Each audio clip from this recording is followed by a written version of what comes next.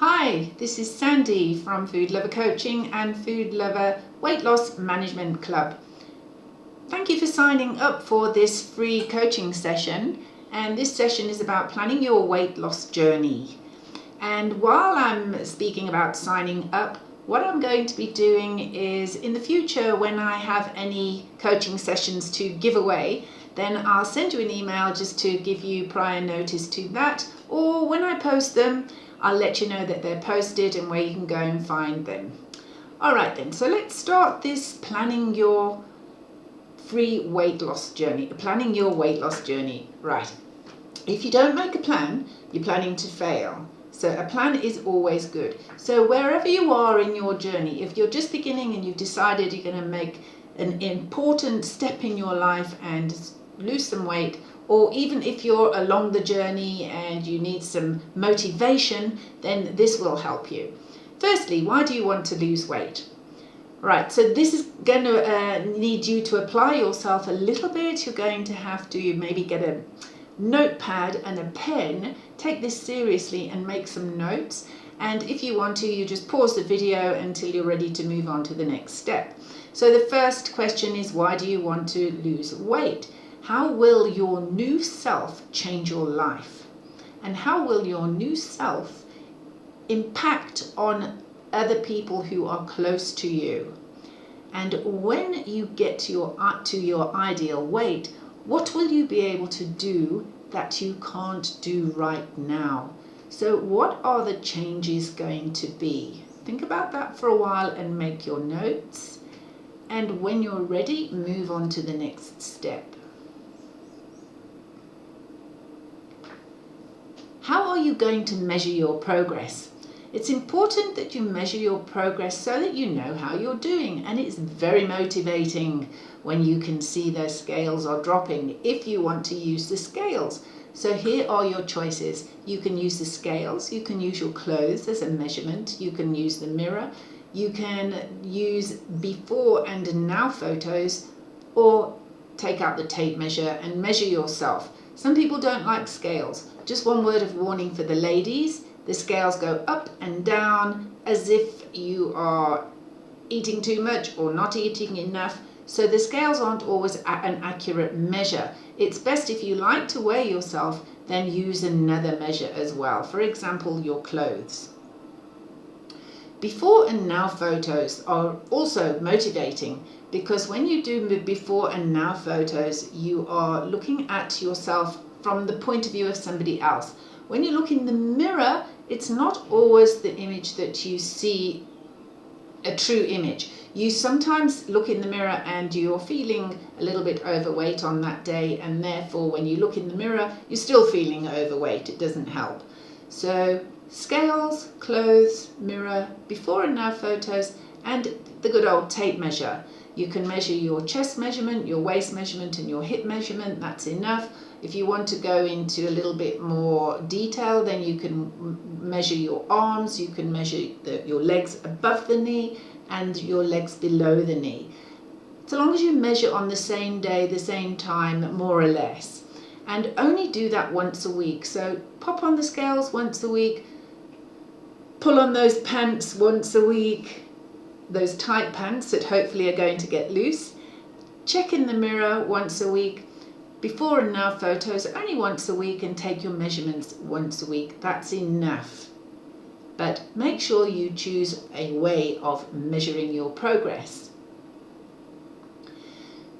What diet are you planning to follow? Maybe you followed diets before and they failed you, or maybe you failed them. All right, so a diet must be a diet that contains real food, whole foods, not a diet that's based on powder shakes and meal replacements. This kind of diet that you're going on now is a diet that you can follow, or a way of eating that you can follow for the rest of your life. So you don't want to live on powdered shakes and packet food for the rest of your life. Real food is food that loves you and food that you can love. So a well-researched whole food diet, there's plenty out there. Choose the diet based on the foods that you actually enjoy. So a weight loss diet can be a low-fat diet, or the other extreme, a high-fat diet. A low-fat diet you can lose weight on. A high-fat diet you can lose weight on. The diet you're going to choose is going to be a weight loss diet, and then after that you go onto a weight maintenance diet, but based on the foods that you have become accustomed to eating. A good diet, I can say, is a diet that includes all food groups and doesn't eliminate any of the food groups. And the food groups are fruit and vegetables, dairy, meat, oils. So oils, yes, fats, fruit and vegetable, dairies, meat and oils. If you can find a well-balanced diet that gives you all of the food groups, that is sustainable. When you're looking at diets such as the keto diet, a keto diet is a weight loss diet. Yes, you can lose weight on it, but you cannot sustain life on keto forever. It will make you sick. So there are certain diets where you can lose weight and certain diets where you can sustain yourself. So be aware of the differences and choose your diet carefully. You can always ask me about diets down in the questions and I will be happy to answer your questions. What is your ideal weight? You can use a BMI calculator, calculate your body mass index as a guideline, and then how much weight do you need to lose to reach your ideal weight, and is your ideal weight realistic? So to get some kind of idea whether you're being realistic or not, you can find a BMI calculator. Here I just googled BMI calculator and I came up with this one. It does imperial or metric, so I know my height is 5 foot 10 inches. 5 foot 10 inches. And my weight in imperial is 11 stone. Doesn't seem to want to type in there.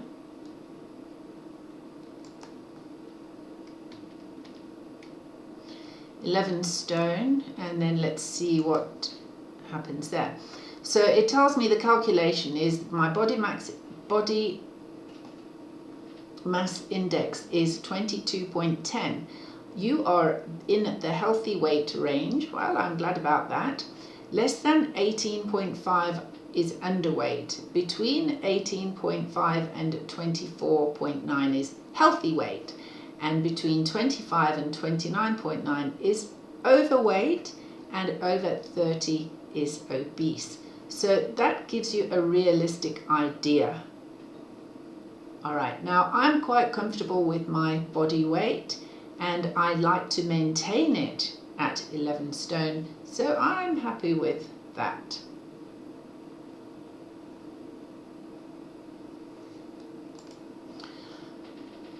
So once you know what your ideal weight is and you're being realistic about it, then you can move on to setting your time frames. Divide your journey into short-term goals to avoid feeling overwhelmed. So a short-term goal would be over the period, let's say, of 5 weeks. That's short-term. So realistically and comfortably, you'll be able to lose 4 kilograms in 5 weeks, which is equal to around about 10 pounds in 5 weeks. So if you're on a kilogram scale, that would be 800 grams a week. And on the pounds and ounces scale, that would be 2 pounds a week. And that is realistic. When we say realistic, it is so that you're not overwhelmed, you're not stressed, and so that whatever weight that you can lose stays off. You can lose weight quickly, but it doesn't stay off. It comes back. If you lose weight gradually, it stays off, and it's the healthy way to do it. So if you're in a hurry to lose weight, it's going to come back and bite you. Right. mindset is the next step in your planning. So before you kick off on day one, there's a few things that you have to do first. Develop some new eating habits that will last a lifetime. Make a list of 5 benefits for you when you change the way you eat. If you know your bad habits at the moment, it might be what you're eating, it might be when you are eating, or it might be how the habits that you are eating. For example, eating on your lap in front of the TV is not the healthiest way to eat. The good alternative for that would be at the dining table with a proper family, with your family around, or if you are alone, at the dining table, or in a space that is reserved for eating. So maybe in a particular chair with a tray, with your knife and fork, and with a serviette, perhaps. So you're making eating more into a ritual. If you know 5 things that you can change, then list them down. And then list 3 new eating habits that you want to develop. So for example, maybe you eat too fast, maybe you eat too slow, maybe you drink a large glass of Coca-Cola with your food, or maybe you drink a large glass of water with your food, which isn't really the best thing to do. So if there's 3 things that you know you want to change, then write those 3 things down to focus on initially.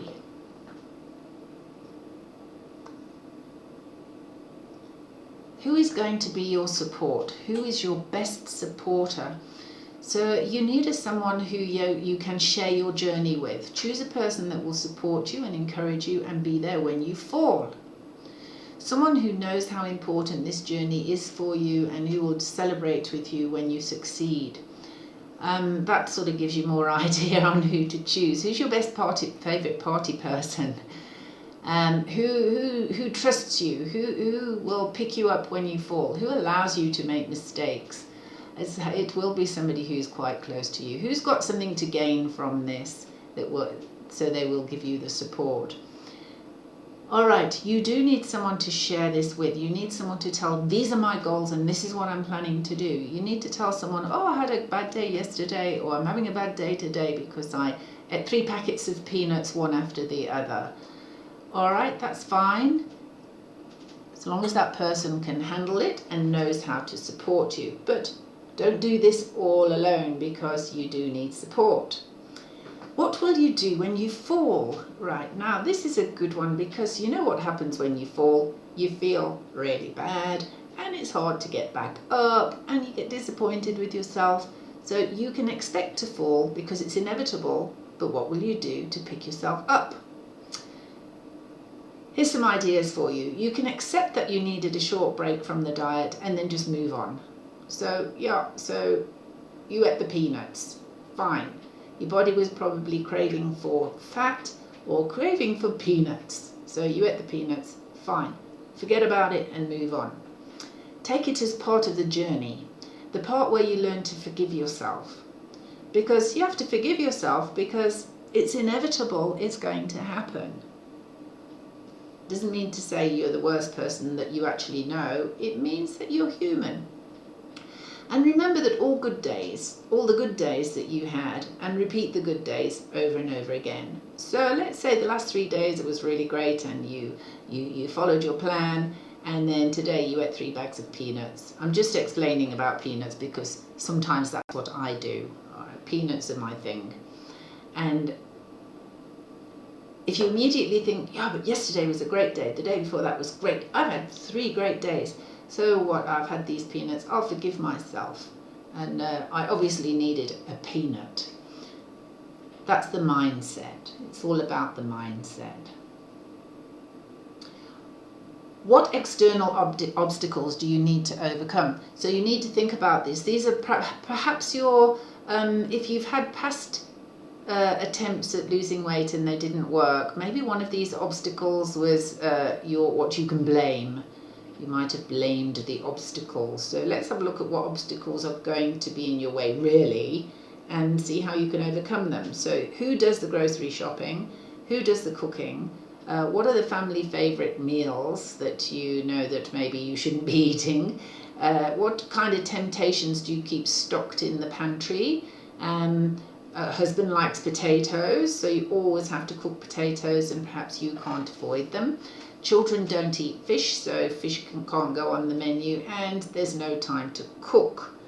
Right, so these aren't like really excuses that are okay then. These are obstacles that you need to think about how you're going to get around them. So get your pen and paper, and if these are some of your obstacles, make a plan on how you are going to deal with them. And if you have other obstacles, how are you going to deal with them? Because you can, there is a way. And if you've got obstacles that you really don't know how to deal with, write a question down in the comments, and someone from the community, I will definitely have a look, and somebody else from the community might be able to help you. And finally, do you want to lose weight quickly and put it on even quicker? That's what happens. If you don't know that's what happens and you haven't experienced it, I'm telling you that's what happens. So a quick weight loss is equal to a quick weight gain, but sometimes a quick weight gain where you put on more than you lost. The result of that is you get depressed and you hate yourself, or you even end up heavier than you were before you started. No. I hope your answer is no, you don't want to lose weight quickly and put it on even quicker. Okay, take your time on this journey and give your body time to adapt and to settle into the body you want to have for the rest of your life.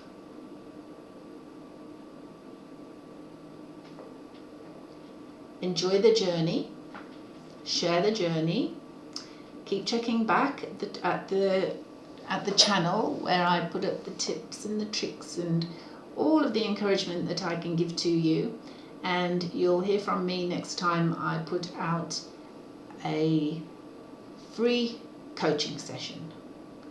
All the best for now. I'll see you in the next video.